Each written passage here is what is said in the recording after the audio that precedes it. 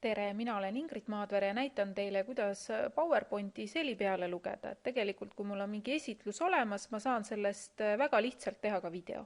Et mul on siin nüüd valmis esitlus ja selleks, et seda siis helindada, lähen ma siia slideshow nupu peale ja valin siis siit record slideshow. Nii, klõpsame selle peale, valime siit, et alustame täitsa algusest. Nii, nüüd jätame kõik need asjad siia peale, mis siin on praegu, et on see animatsioon ja see jutt jääb ka. Start ja nüüd hakkame rääkima, et täna ma räägin Google Classroomist, nii võtame järgmise slaidi, teeme sellest kõigepealt ülevaate, siis siia on kogutud terve hulk erinevaid juhendeid, mis teid aitavad, siin on väike ülevaade, milline see välja näeb, ülesande tüüpe on ka päris palju. Ja nüüd on näha, et nüüd on tegelikult näha siis, kuidas igale slaidile on tekkinud juurde selline kõlarimärk.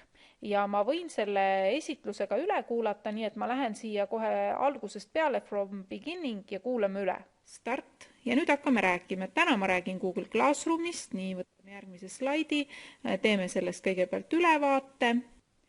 Siis siia on kogutud terve hulk erinevaid juhendeid, mis teid aitavad, siin on väike ülevaade, milline see välja näeb, ülesande tüüpe on ka päris palju. Nii, ja kui mulle see nüüd kõik sobis, et siis on mul see asi valmis ja mul on võimalik siis minna seda videoks salvestama. Kui ei sobinud, ma võin uuesti mõned asjad üle salvestada. Nii, aga kuidas see siis käib? Võtan fail, võtan export ja nüüd valin siit create video, et loo video. Ja nüüd on siis vaikimisi, siis pakutakse mulle ka võimalust valida kvaliteeti, praegu on see kõige parem, oleneb, mida te selle videoga teete, ja siis kas ma kasutan nüüd ära selle kõik, mis sinna on peale loetud, jah, ma kasutan, ja näete, tegelikult ma võiksin ka siin teha, hakata seda salvestust alles tegema. Aga mul on kõik salvestus juba tehtud, nii et ma jätan selle siia.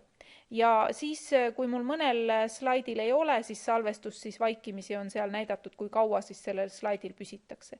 Ja klõpsan create video. Nii, nüüd ma ütlen ära, kuhu ma siis tahan, et see asi läheks. Salvestatakse ta MP4 formaadis, võib ka valida VMV, aga MP4 on parem, natukene väiksem.